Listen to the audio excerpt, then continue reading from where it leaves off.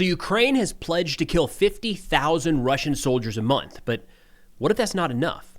Sounds crazy, but Ukraine has been near that number for a while, and Russia shows no signs of stopping. So maybe the focus should be elsewhere. Today we're talking with Ryan O'Leary about how Ukraine can adjust their drone doctrine to help win the war. We get into some of the problems he's seen with drone employment, how one area of the battlefield keeps getting overlooked, and how Ukraine can use this to their advantage in 2026. Ryan is an American volunteer that's been fighting with Ukraine since 2022, and you can follow him on X in the link in the description below. And with that, let's get to the conversation. Ryan, thank you, sir, for taking the time, man. You put something out the other day about kind of drone tactics and what's, in your opinion, not necessarily working. So looking forward to get into that. And it looks like you've at least got power today. So that's, or at least right now, that's a step in the right direction. Yeah, it came on just a little bit ago, actually. Probably like 45 minutes ago. So I don't know how long we'll have it. We might get cut off. I have an echo flow, though, that I can plug in. And then we'll just have to re-kick it, from wherever it was at. It'll be a little darker, obviously, but like I'll have enough light. You might not be able to see my face well, but like that's not a big deal. Sounds like a good enough reason to dive in here, man. So I'm going to pull some quotes from this thread. You said drone success metrics must shift from body count to sector denial. A sector where rear movement is unsafe due to drones is already lost, even if the trench is still held. So I feel like we're seeing that in a lot of places. Pokrovsk is probably a great example where there's still dudes there fighting, but the rear areas have become deadly. So this seems to be like the focus of your thing is depth. Is that accurate? Yeah, basically, like anyone who's ever been in the military would understand. There's always like a sector that's yours or like a depth that's yours. Like if you're an infantryman, for instance, you're not gonna give a shit or target something that's 10 kilometers deep or 5 kilometer deep. You have your sector of fire. It's whatever, 1,000 meters, 2,000 meters for like AGS, but like everyone has ownership. Your artillery is not going to hit at the 800-meter from zero line if they don't have to. So like you need to have the depth ownership. In a lot of these cases, with drones, it's no different. Drones aren't some like Wunderwaffe or super weapon that's gonna like, you know, kick out traditional systems or kick out like as far as like original or like traditional doctrine goes of like your depth ownership and like who targets what enemy asset, whether it's human or like infantry or armor or indirect fire systems. Like drones are like an additional system that's added on top of these traditional systems, and I think it's an area that Ukraine's not really adjusting doctrinal wise to real well. Like we're building out doctrines, but because like drones came about because not at brigade level, not at battalion level, not even at your company level. A lot of the initial drone research over here in development came out of like a squad of guys like Signum, for instance, is one of the main ones that started FPVs. And then you have Aero's Vidka with droppers with like the R-18 or whatever at the start of the war. But because it started out at a very small level, and then, now you have company, battalion, and brigade, and like SBS, like regiment size stuff. There was never like a set doctrine that developed around, what depth of ownership do we have for this type of drone? What depth for this drone? How do we build out our like target authorization so we aren't all going after the same, tank or, like they haven't built out the doctrine's changing at the small scale, but when it comes to like sector or like an operational level, it isn't there yet. And like, so going back to like the logistics part, the biggest thing with drones now, like drones, you can't really, if you have a drone position, you can't really just hump all that in all the time because the amount of drones that are being used. So like the minute you cannot move a vehicle anywhere within like 20 kilometers of a zero line, you've basically lost that zero line position. Because like to hump drones in, if you want to bring 10 drones in, you can bring fiber optic with you, but you still have to bring an echo flow. You have to bring the ground station. You have to bring the munitions, and like all of this adds up. Each drone, for instance, like one FPV drone for fiber optic, it might carry a 2 to 2.5 kilogram payload. And then you have your spool, which is 3 kilograms, usually for 20 kilometers. and then you have your drone weight plus battery. So like if you're carrying 10 of those in, now you're already over 30 kilograms worth of weight for 10 drones. So like drone warfare, you need to have logistics. If you're going to try to hold positions and like, keep constant pressure on a front line or whatever depth that you're going in. So like when Russia can prevent the Ukrainians from getting, within 15 kilometers of zero or 10 kilometers of zero, it degrades our ability with drones. Just like if we do the same to them, it now degrades their ability with drones, because now it takes more manpower to move them into position, or the drone units have to move in and out of position, because if you're not getting resupplied often, you can't launch as many drones. So like logistics is huge for drone warfare. But where does the unmanned systems forces fit in here? Because that was a new innovation. Ukraine stood this up, and they've got multiple units now falling under this unmanned systems command.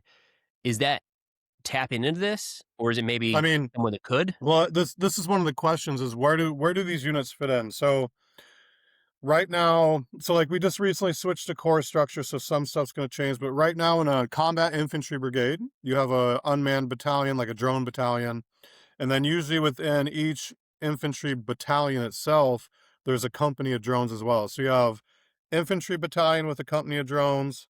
Actually, I wonder if I can. Get our So whiteboard going like, here. yeah. So like, let me add text. Battalion. I should have moved that a little bit, but whatever. We can do it this way. Brigade.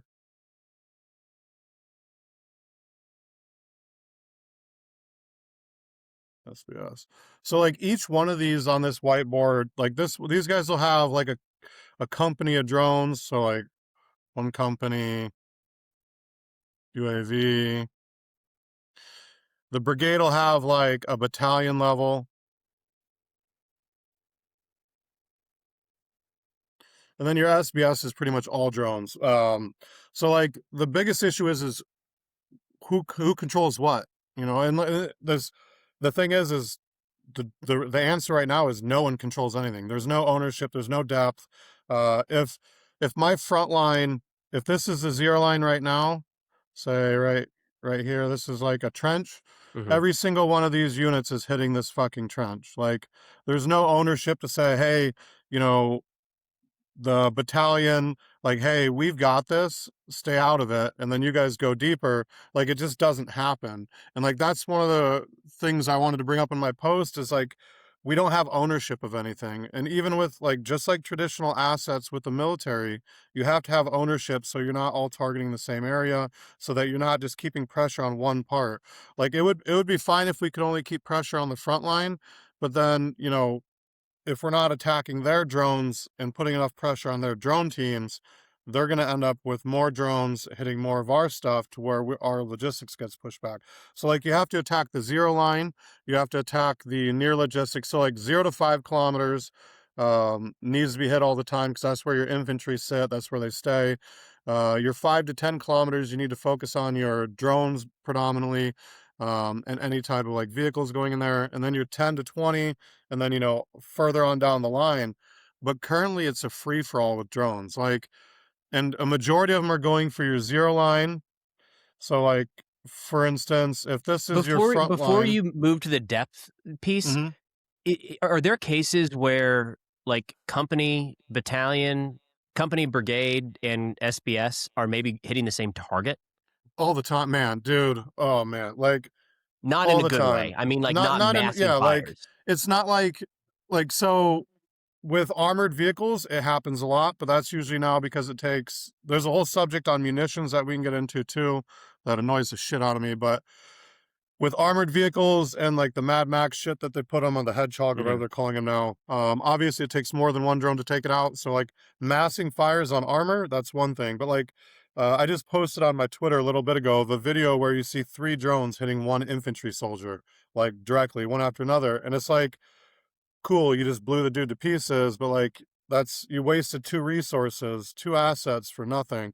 Whereas like if we don't have enough guys on the front line, now you just showed that we have 3 FPV teams, targeting one dude versus, covering much larger area. If there's one guy right there, the odds are that drone team one of those three drone teams could go, a kilometer left or right of them and find Mhm. another target. But there's no like ownership of anything right now. It's just a free for all. Everyone's trying to kill infantry. If they're not killing infantry, they're trying to kill oil refineries. So like this middle ground where your logistics sits, anything after like 10 kilometers to 400 is, not getting hit much. But on the front line, the zero line, man, it's a free for all. It's been that way for the whole time, to be honest. I'm It glad you hasn't it brought up hasn't the really changed. I'm glad you brought up the refineries because I imagine the way some folks, I mean, you were hammering how infantry doesn't need to be the target, and racking up kills is not going to be a way to end the war, at least anytime soon. And I imagine that a lot of people took issue with that, suggesting that like nothing else was happening. But I mean, last night we've got Ukrainian drones hitting refineries in Russia. It's like an everyday thing. That's the deep, deep strike. You're kind of talking about that middle ground, which makes up the bulk of territory between deep inside of Russia and the zero line. Yeah, it's where everything happens, and it's what like the area in between your oil refineries and transformer substations for electrical grids and your zero line, all the magic for the infantry that keep getting to zero. Like, look, if they say Ukrainians and the Russians both say, hey, 0 to 10 kilometers, a death sentence for a vehicle now, that's great. It's been that way for a while. But the question is, why haven't the Ukrainians been able to move it from 10 to 20 kilometers to where we can't allow any vehicle into that either? And then, if they say, oh, we've already got it down to 20, okay, what about 20 to 30? Like we're not pushing back far enough, whereas the Russians are adapting much quicker when it comes to like the logistic strikes. And I got some flack for this too, but like honestly, Rubicon, you have Rubicon, Phoenix Group, Bar Sarmat, and there's a couple others that are on the Russian side now for drones. Like they're expanding much quicker than the Ukrainians are because number one, they have the manpower, they have the resources. So like if we do not learn how to build out like depth ownership and target ownership, we're going to get inundated and they're going to keep pushing us further back from the zero versus us pushing them back from the zero. Like the Russian unmanned forces has tripled since probably the start of 2025. And like that's not a lie, it's not exaggeration. Rubicon, Bar Sarma, these groups have like tripled their size since like the start of 2025. So if they had 200 teams in January 2025, they have 400 teams now. And like it's not that they're doing extra good work right now, but at some point the amount of teams they have, if we're not pressuring deeper before they pressure deeper, they're going to push us further back from the front before we push their drone teams out. So in following some of those drone units, and I know this is uh, you know, hard to dial in specifics, but Rubicon's daily updates are trucks, antennas, satellite dishes, EW kits, and we see a wide range, right? Like again, I don't want to dial this in, but what they're highlighting are equipment, and it does seem like what is being highlighted in Ukraine is the infantry kills. Um, Yeah, yeah, and like I mean, like, look, man, I love every time a Russian's killed, but like we need to come down to reality here. Um, we can win this war by attriting the Russian military. Yes, that's correct. We can do that. But it's not going to be in the next 12 months. It's not going to be in the next 14 to 18 months or like the next 2 years.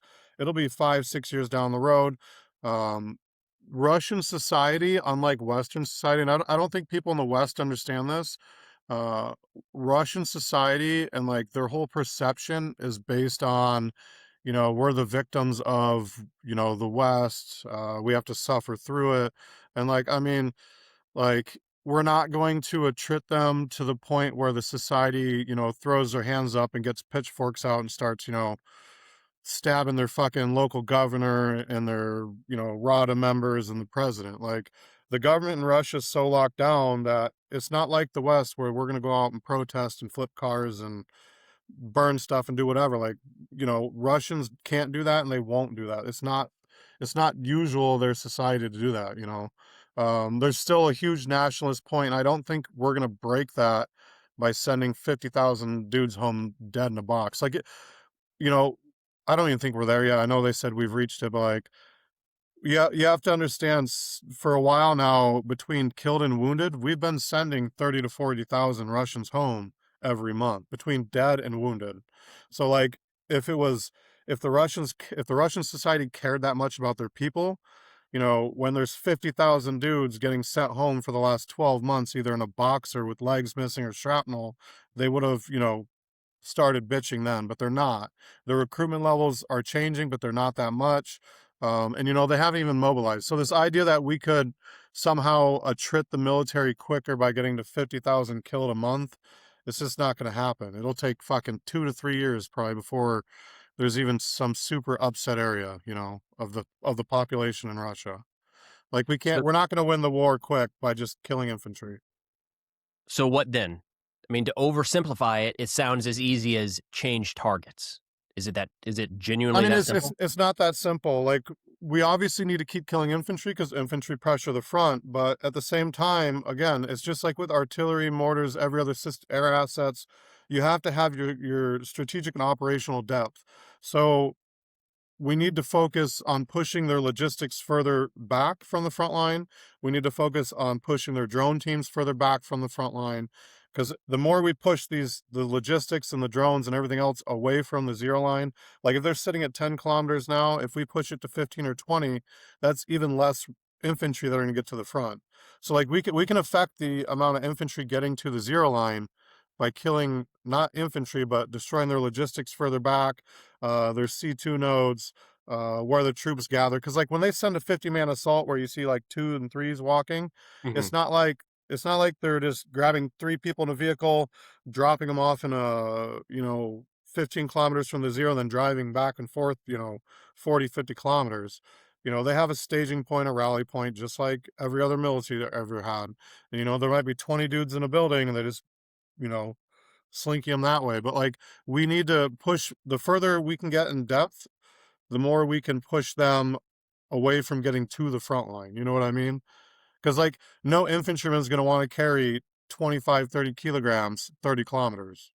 So like the further we push their logistics route out, the further that their infantry is going to have to walk forward, and that means less infantry will be coming to us. Same with their drone teams. FPV drones have a 20-kilometer range average. If we push them out of the 10-kilometer range to get them at like 15 kilometers, that's less distance they have to strike at our zero line.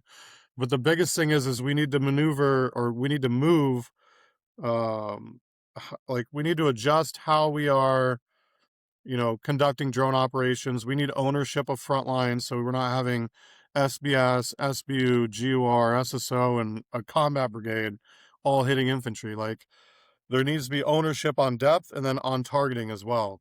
Because one of the biggest issues in Pokrovsk, when the weather turned bad and there weren't drones flying, all the Russians did was lob artillery rounds 24/7, which, you know, like if we would have destroyed more artillery in that sector when the weather got bad, it might not have resulted in the way it resulted, with the, you know, overrunning of positions, and stuff like that. Like on average, there's like 1,000 damaged or destroyed artillery pieces across all of Ukraine in like 1 month, and like that's not that much. You know what I mean? Like 1,000 artillery pieces damaged or destroyed. Like it doesn't really do much for their ability to do indirect fire systems on the front line when the weather's bad. You gave an example of we might be heading back to the whiteboard here, man, but you gave an example in that thread of what this different kind of echelon of fires could look like in depth. Could you walk through that and just an example of what it could be? Yeah, and like obviously, like your distances and who controls what would have to, you know, that's something for the Ukrainians to deal with. But like mine is just, I was spitballing. So like, yeah, we could show it. So if this is like your zero line, wow, that's a crooked line, but man, we're going with it. Pretty fitting, yeah. Yeah. If Ukrainian side is here, Ukrainian side, Jesus, my brain. Um, I really and then just asked this to see some drawing in real time. obviously anything above the line, like on the other side, I'll just all fucking write it so nobody fucking there. So the biggest thing right now is we have all these units targeting the zero line. So say we have, we'll go like 1,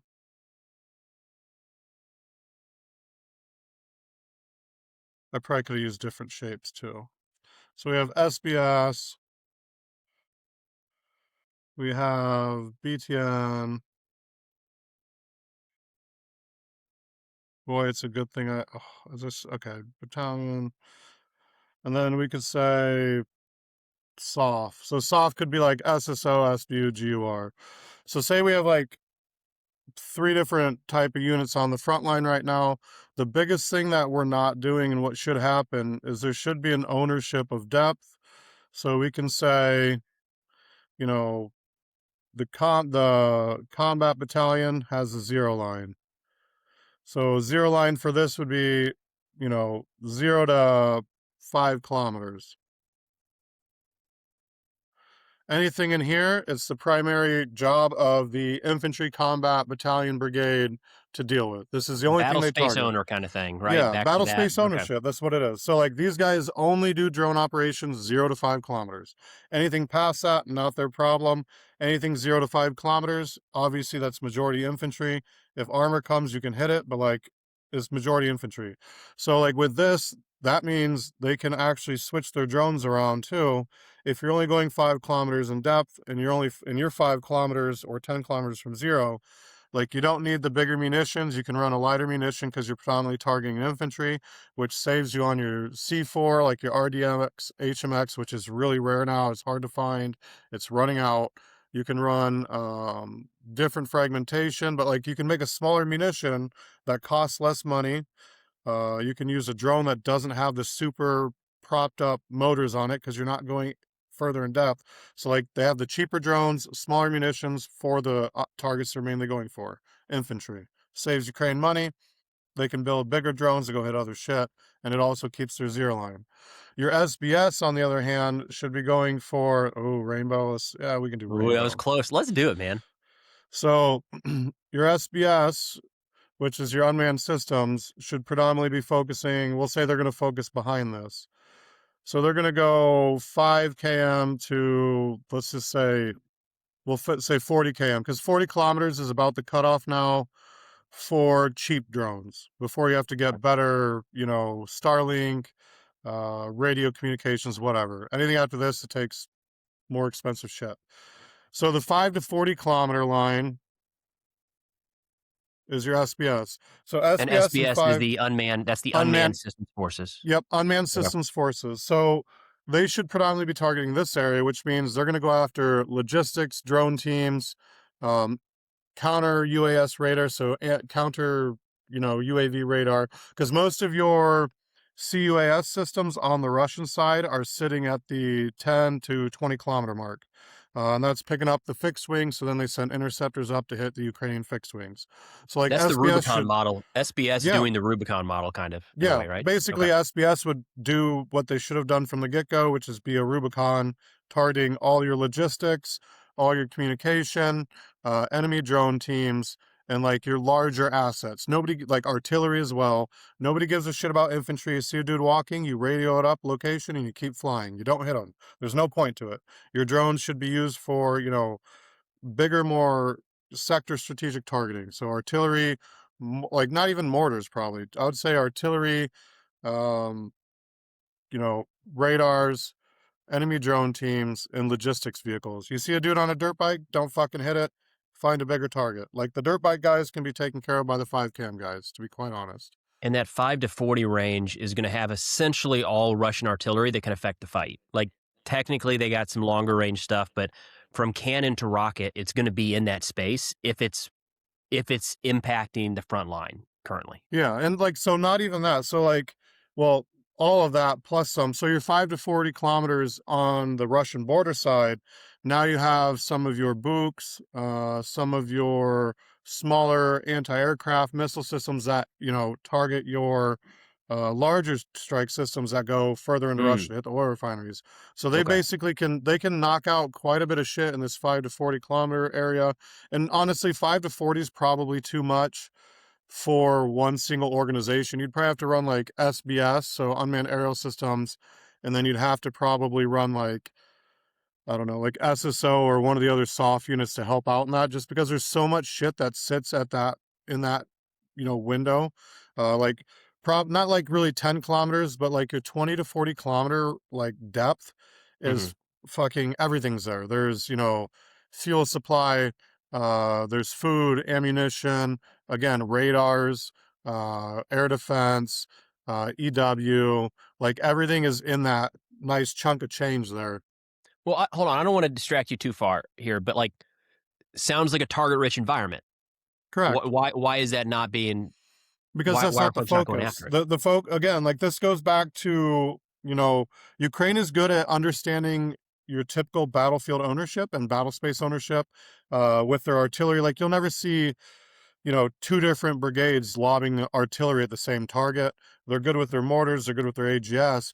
But again, because the drones literally started off at your squad level, company level, and like smaller part, they were never really brought in doctrinally at a like strategic or operational sector level to where it's like, okay, you know, this group does this group does this group does this. Because like what SBS should be doing at the 5 to 40 kilometer, so say they have 100 drone teams, 10 drone teams do nothing but artillery every day. Artillery, you strike artillery every day. 5 teams are in the field, you rotate with 5 teams in the back after whatever, 5 days. Another 10 group does nothing but counter drone radar. All they do is go after drone radar. You don't find one, talk with the units, find them, go hit them, don't hit anything else. And then, you have your whatever counter drone teams, put 10 of them on there, 20 guys on that, 20 teams on that. All they do is fly around hitting Starlinks, drone antennas, drone positions. Like you have to focus, you have to pressure everything. And right now we're only pressuring the zero line, which is fucking shit up. And like, yeah, we're killing whatever, 20 to 50,000 Russians a month, but like, man, uh, it's not really doing much. It's Okay. not gonna, and like honestly, like it's doing something, and long term, like I agree with killing as many Russians as possible, because the more we kill here, 10 years from now, the Russian economy is gonna be fucked. Russia's gonna go from this superpower to basically this, 50-year-old plus population with no youth because they all got killed in Ukraine. That's perfect. Russia will collapse. But like that's like a decade long goal. That's not like your operational and strategic level for war. That's like, hey, we're gonna fuck this country in the ass so they can't do anything 20 years to us. You know what I mean? Like it's not killing 50,000 soldiers a month isn't gonna make Russia capitulate, but it is gonna fuck them long term. Like 10 years from now, Russia's economy, their workforce, everything's fucked. Their Yeah. healthcare is gonna be fucked. But like that shouldn't be the main focus for Ukraine. I mean, it should be a secondary focus, obviously, either maiming as many Russians as you can or killing as many, just basically to ruin them long term. But like when it comes to the war, we need to focus more on, short, medium, long term goals. And those goals have to be able to shape the battle space that we're fighting in. Otherwise, we're going to keep getting territory chunked off of us. And, if we're going to try to attrit the Russians to where they finally, the society overthrows the government or it turns to where they don't want the war and they can actually do something about it, fuck, we'll be fighting them in Kiev again. Like it's not realistic to think that if we send 1 million or 500,000 dead Russians home in 2026, that the war is going to end. Russia will mobilize people before they even give up on this war. Like it's not as easy as people think that we can just attrit the Russians from being able to field infantry. It's not going to happen. Not I think anytime most soon. people a couple of years ago thought that we'd cross that path, right? Pick Yeah, I pick mean, whichever like you number hear you want. this. Yeah, Yeah, you hear this every 6 months. Oh, the Russians going to run out of manpower, or like Ukraine's going to run out of manpower. Like, look, neither side is going to fully run out of manpower in this war, and nor do I think either side is going to be attrited enough to where society says, "Hey, we're done. We're going to give up," and what the other side wants, they get. That's not going to happen. That won't happen on the Ukrainian side, and it's not going to happen on the Russian side. It'll be another 10 years before either side can be attrited to where, you know, they just give up and go home. Like it's not going to happen. It's wishful thinking. It'd be great if, we kill 100,000 Russians in February and they say, no, we're done. Let's go home. But it's not going to happen. Like they haven't even mobilized yet. There's like, we're just not going to put a dent in them unless we get up in like, again, six figures. Okay. Then we can probably speed things up, that's a crazy few too, though. years. Yeah, Yeah, but like, I mean, unless we get into six figures in the next couple months, we're just going to end up getting pushed further and further west. And, if I like, we're not going to trit them before they get towards close to the Sloviansk, Kramatorsk, Zaporizhia, Pavlograd. It's just not going to happen. Like, we're not going to be able to stop. We're not going to kill enough of them to where the society is going to stop in the next like the next 6 months. If we kill 50,000, that's 300,000. Okay, cool. They can go mobilize 1,000,000 men tomorrow. What did we accomplish other than losing all the territory? Now we're in the cities. Like, we can slow the territory. Like, we're going to lose territory. We're fighting a defensive war. We're always going to lose territory. But if we can put more pressure on their back lines, we're going to lose less territory less quickly. You know what I mean? Yeah. Well, let's get back to your artwork for the solution here. The Yeah. what's happening 40 plus kilometers? Who's taking that battle So space? 40 plus would be like your soft units. So you'd be looking at like GUR, SSO, Alpha. So like your 40 plus. So like this would also, you'd have to split like your 40 kilometers to 1,000 up too. So like maybe 40 to 100 is SSO, 100 to 300 is Alpha, 300 to 1,000,000 is GUR.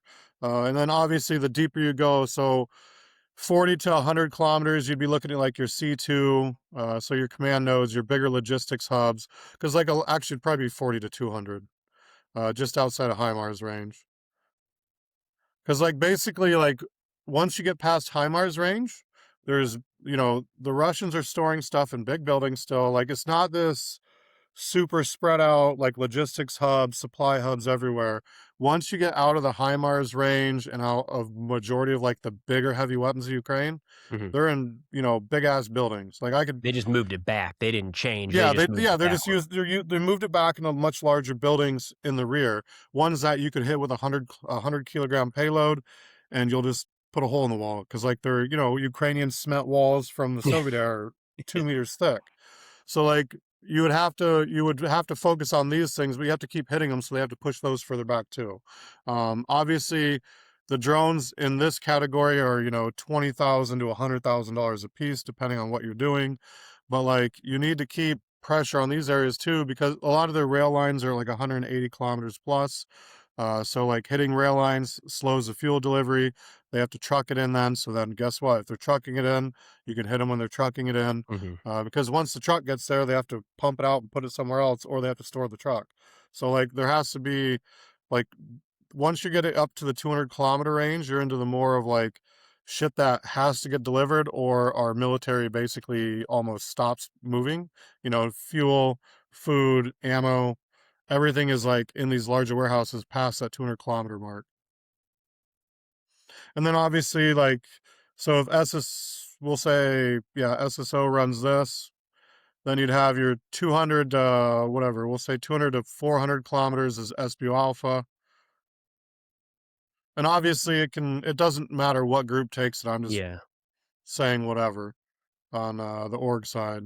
I mean, one of So the you're, big takeaways for me, at least here, is the separation of kind of splitting these units out into different capabilities. yeah, correct. So like your SSO group, that'd be 40 to 200 kilometers. You would have a certain amount of teams that focus on, S300, S400, Buk, and then you'd have a certain amount of teams that focus on the air radar systems that go along with those, or push them into one. You'd have one group focused on the Iskander missile sites or whatever other large missiles are there, and then you could have one focused on, logistics, and then you'd have another set focused on C2 and whatnot. So like you have to have them still broke out, because if you just say, hey, SSO, here's your range, go hit stuff, it's going to be a clusterfuck. Each Yeah. group, you have to have it like it's just like in an infantry company. You'll have your infantry platoon, uh, and then like heavy weapons or mortars or whatever. So like you still have to have each part of your SSO should have specific targeting, and they shouldn't differentiate from it unless there's an emergency. Same with your SBS. Like if the combat infantry brigade cannot handle the front line because of whatever reason, SBS can send off a couple reserve units to help out here. you know I but mean, I like think something ideally they should stick here. I think something, because we get so much footage out of this war, something that's easy for people to think mistakenly is that it's as simple as the drone is in the air looking for a target and it hits the target. But when you're talking about what it takes to hit an airfield in Crimea versus an air defense site in Bryansk, the factors that go into the planning, the coordination, the targeting, the location of the targets, how to get there, what to strike them with, the appropriate approach angle, all of that stuff is different. I mean, there's plenty that Correct. carries over, but if you have somebody that all day, every day is just looking at Russian airfields, they're going to get pretty damn good at finding ways to exploit gaps in that coverage. Yeah, and like man, like it's humans like patterns. They might not know it, but every human has a pattern. Whether it's you wake up at 6 every morning, you pour yourself a coffee, take a shit, and you smoke a cigarette. That's a pattern. It doesn't change. And the military's typically try to avoid patterns, but the problem is people go back into patterning all the time. It's how people get assassinated everywhere. It's how, whether it's the US or whatever country strikes something strategic that was supposed to not be there. So like these air defense systems that Russia has, obviously they're not sitting in one spot. They move around. But I would bet you if somebody sat there and did nothing but watched air defense every single day, they would realize there's 8 positions. On Monday, it's usually here. On Wednesday, it's over here. Because again, people fall back into patterns. It's Yeah. just something we do. Like it's something you don't think about. Even like fucking CIA or FSB or whoever, GROM, like even your soft type or intel agency guys all fall back into patterns if they get complacent. It happens a lot. So like that's again why each group needs to have subsets on what their targeting is, because like if I'm in Pokrovsk and all I do is target artillery, that's great, because then once I hit like 6 artillery pieces, I can radio to the logistics guys that are hitting logistics, say, hey, I know you watched the roads. I just smacked 10 artillery pieces today. Watch the roads. You're going to see them coming down it with their new ones. Because like if we hit 10 artillery pieces in a 2-kilometer section, they're going to send more in to make up for what was lost, which means your logistics guys who are only watching the main avenues of approach, they're probably going to see them on the move. But again, it all boils down to having your subsection of what you're targeting. So in that context, we've got 2 to 400. Do you go 400 to 1,000 kilometers then, or is this just like everything else past Yeah, that I mean, like 400? yeah, like everything past 400, you could probably have one group doing it. Like Ukraine's pretty. I'm gonna get like Ukraine is handcuffed with what they're attacking. Um, Obviously, like I've been advocating since probably 2023 to start hitting the oil tankers, not blowing them up and sinking them, but like hitting the pump part on the oil tanker, hitting the command decks, whatever. Ukraine's been pretty restrained when it comes to what capabilities they're Mhm. using to hit what object. Like they're not hitting the substations like Russia's doing to Ukraine very much. Occupied areas they are, but like they're not doing it in Russia. Like Sure. we're hitting 110 kilovolt substations versus a 330 or 700 kilovolt that knock out, half a region. We're not hitting missile launch, you know, air bases in large quantities. We're not putting pressure on the same stuff day in, day out. So like your 400 to 1,000 plus is more probably going to be your oil fields, oil refineries, more of your economic damage versus like your military. So you don't need as much of you need a lot more people on the intel side versus the launching of the drone. You know what I mean? Compared to, I mean, all the way back on the other side, you just need a bunch of operators and pilots down there at the zero line because there's so Yeah, much infantry correct. walking around. Yep. Okay. So this makes sense on paper, uh, even on the whiteboard here, especially with the rainbow. Does Ukraine have the capabilities to do this? Yeah, I mean, I think they do, honestly. Like, man, SBS is getting bigger. Like again, every combat brigade has a battalion of infantry or a battalion of drones in it. It has a drone battalion now in each combat brigade, Mhm. almost all of them. And then again, within each battalion of infantry, they have their own little drone section too. So like, I think we can do this. It might take some adjustment. Like SBS is going to obviously have to fill the gaps with the combat brigades, but that doesn't mean we can't, chunk off half of SBS now and say, hey, here's your, depth ownership across the whole front line. Build your teams out to have, very narrow targeting and have fun go at it. It might have to be like, 5 teams do all indirect systems, 5 teams do logistics, 5 teams do drones. but that's fine. But at least you have that ownership, and now you're keeping constant pressure on everything. But yeah, like we could do this. The biggest issue is going to be probably the 20 to 40 kilometer range where a lot of stuff's sitting, because there's just so much stuff in that environment as far as like, again, counter drone radar, smaller anti-aircraft missile systems, EW, logistics hubs, like smaller ones. So like that one might be a much harder like space, I would say, to fill. So Mhm. like you might have to adjust what your depth ownership is a little bit. Like honestly, SBS could probably do like 5 to 20, and then you could do 20 to 40, and then, from there go on. But like Ukraine has the capability. We're recruiting far more drone stuff now than we are infantry. Like if rough numbers, not exact, nowhere near it, but if we have 1 million men in the Ukrainian military, you could say 20% of that is combat infantry type arms. So like direct action, shoot someone in the face or Mhm. shoot an AGS at someone, machine gun, whatever. And then you might have 30% or 40% that are drone or drone based now. Jesus. So like Wow. we could easily make up for that. I mean, like, yeah, like you have to understand, like the priority's been drones. It hasn't been infantrymen, it's been drones. So like with each battalion forming a drone company, with each brigade forming a battalion drone company, with SBS getting big. And then you also have to understand like SSO does drones, GUR does drones, Alpha does drones, the combat police units have drones. Like drones is a huge part of the Ukrainian military now. And so like we do have the capabilities to build ownership of depth, uh, you know, battle space responsibility for targeting, like all of this. We can do it. And again, Ukraine's already doing it with artillery. We just have to move the drones into how they do that with their doctrine for who claims what for the depth for artillery, mortars, AGS. And it takes time, but it's doable. I mean, I'm kind of optimistic that we'll see something like this year, just because, to your point, drones is where Ukraine has focused so much energy, and they are rapidly changing. Again, SBS is a thing. We've got Yeah. dedicated drone units at the battalion or at the brigade level. We've got dedicated drone companies. Like that wasn't a thing just a couple of years ago. So the fact that the norm now probably wasn't even a consideration, maybe even a year ago, is, I Yeah, mean, it like kind of they can move. most of these changes started occurring, like I would say May, June, July of 2024, if not a little later, depending on the unit. So like Mhm. it'll actually probably some in 2025. So like I don't think we'll see the full depth of change when it comes to like how many drones, drone teams, all this coming into effect until like it's probably spring of this year, probably March, April, May timeframe.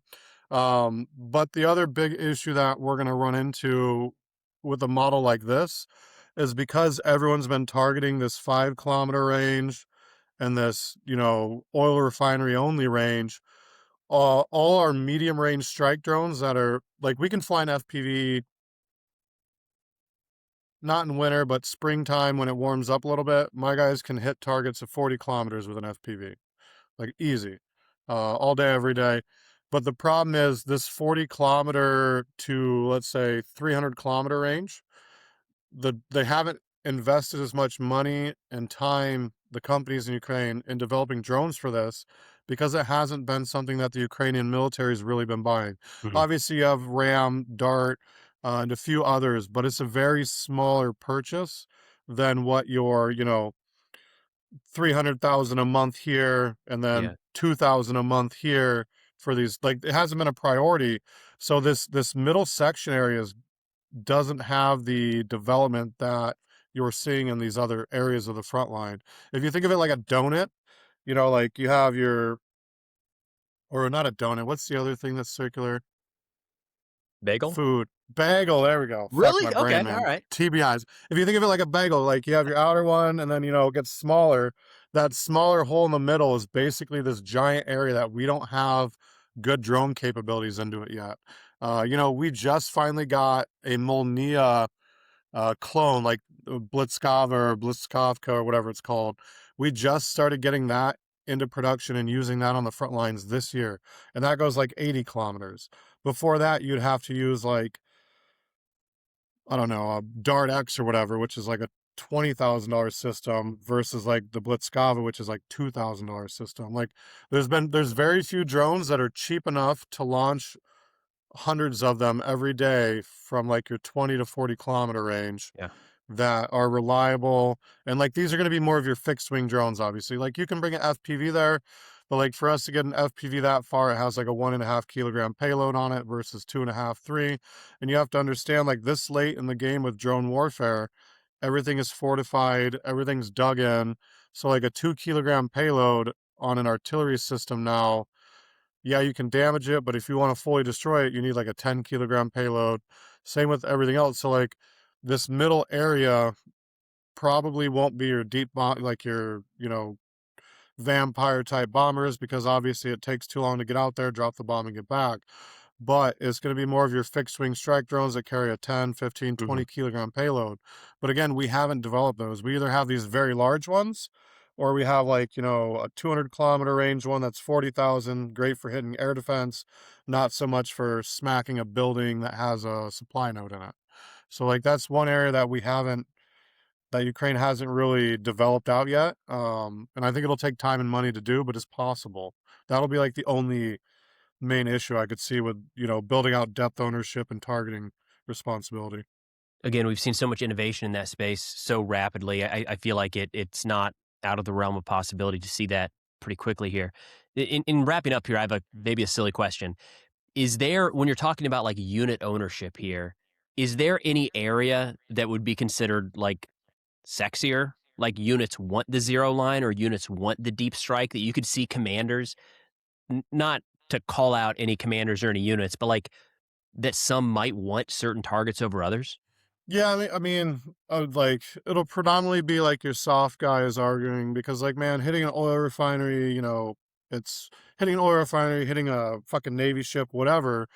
It's sexy, it brings press, even if it's not public on who did it. But like at the end of the day, they can go to their commanders and say, hey, look what we did, and then get a pat on the back. Whereas, like, if I just hit 10 artillery pieces tomorrow, no one's going to pat me on the back. But if I hit, 1,000 infantry, I'll get a pat. Like, yeah, there's obviously going Okay. to be some arguing between the depth lines. So, but again, like if we build out like depth ownership and battle space ownership, this also can help Ukraine on the financial side too. Because again, like, why are we launching a 20 kilometer distance or 30 kilometer? We'll go with the drones I use. Why am I using a 30 kilometer FPV that carries 2.5 kilogram payload to hit somebody at the zero line? Like, we don't need a 2 to 3 kilogram payload to kill infantry. We need a properly built payload that, whatever, directional charge, whatever fragmentation, and it can be a kilogram in size. Like, you don't need a big payload to kill infantry. So like if you build out your depth ownership and then your targeting ownership, the units that are going after nothing but infantry at the zero line, they can have cheaper made drones, less explosives, because RDX, HMX is hard to come by. There's like a global fucking shortage. It's like 110 kilograms at the market right now, cost wise. Like last year, it used to be like $70 a kilogram. So like if we can reduce the amount of explosives because we're only hitting certain targets, like Mhm. we're saving money for Ukraine, which will, if it was a 2.5 kilogram, we knock it down to a kilogram. Now I can build 2 anti-infantry or anti-personnel munitions for the same cost that I was doing. And like again, cheaper drones means we can produce more of them quicker. So like the depth ownership has a financial thing to it as well, because you don't need to use all the same drones to kill all the same targets. Makes a lot of sense. And then you're What? also not giving munitions to units that aren't going to use them properly. Like if you're mainly going after infantry, so here you go, have 90% fragmentation, 10% dual purpose. You don't get the fancy copper, tantalum core anti-tank killers because you're probably not going to need it. And then if you do, hopefully the guys that are, hopefully your SBS or whoever's behind you is the one killing the tank. So then you're not wasting ammunition having it sit in someone's supply warehouse, not being used for no reason. All right, I'm convinced. Yeah, we'll see if the Ukrainians are, man. Like, again, killing 50,000 dudes a month, it looks good. Like, man, like the press eats it up, the West eats it up. But like from an operational and like strategic standpoint for front lines, It's not degrading. Like, my biggest thing is when people say, "Oh yeah, they killed 50,000 Russians." I was like, okay, what's the positives that it's had on the battlefield? And like nobody can say any positive because we're still losing. Like, we killed 15,000 guys in Pokrovsk. My thing was like, cool, what did it do for the battlefield? How did it shape the battle space? And the only thing people said is, oh, they're going home dead to Russia. I'm like, great, they're dead in Russia, like, bury them in Russia. But it did nothing to shape the battle space for Pokrovsk, because guess what? We still lost it. So, like, if we're going to kill 50,000 troops a month, my question would be, what's the like, what's the effect on the battle space? Because, like, at the end of the day, again, if we can kill another 2 million Russians, it's going to absolutely fuck the Russian economy for the next decade plus. But like 10 years down the road shouldn't be our worry. That should be like a secondary goal. Our primary goal should be, if I blow up 100 artillery pieces tomorrow, what's the battle space effect? Was it good? Was it bad? If it did no effect, then I need to redecide what my targeting priorities are. If I kill 1,000 people in Konstantinivka tomorrow and they have to send 1,000 more Russians to me, did it prevent the Russians from assaulting? Okay, good. How long? 2 days? Probably wasn't worth it. So like we need to figure out this thing of like our operational and strategic level for the front lines, and then obviously if there's a secondary effect of whatever, perfect. But like thinking we're going to win this war just by killing infantry is not. It's not going to happen. Not in the next fucking 5 years, probably. Unless we can get up to 6 figures a month, which is, I don't think we will. Not in the next year or 2 years. I mean, it took 3 years to get up to 50,000. Yeah. Well, I'm glad you're putting the thought into this, man, and hopefully the people who can actually affect this change are listening or open to listening. But we'll circle back in a few months to hear how Yeah. the Ryan O'Leary depth design is playing out in Ukraine. I mean, But I'm yeah, hoping to we I'm appreciate it, hoping man. to be here very shortly. So All like right, this I is like it. like I'm done with killing Russians. Been doing it for 4 years. Let's kill their systems. I like it, man. Hey, appreciate the time, Ryan. Always good catching up. Yep. Hey, have a good night. All right, so thank you so much to Ryan for taking the time to run through all of that. Pretty eye-opening. I'd say I feel like a lot of the conversations we have are more at the tactical level, right? A lot of soldiers talking about how they actually employ drones day in and day out. I don't know that we've had much debate around this kind of strategic and operational focus of how drones need to be employed on the battlefield. And it's interesting to see because, I mean, they're kind of figuring it out in real time, hopefully. A lot of countries around the world, like the United States and our allies specifically, are paying attention to this kind of stuff because Ukraine's having to figure it out on the fly, and there's going to be some bumps, no doubt. But I hope the U.S. can watch this and see the challenges and the issues and what Ukraine has been able to develop, and we can just kind of leapfrog ahead when the time comes and actually start employing, for instance, this issue of depth and assigning different areas based off of certain units and capabilities. But again, thank you to Ryan for talking through all of this. You can follow Ryan on X, the link in the description below. That's all we got for now. Thanks for watching, and I'll see y'all next time.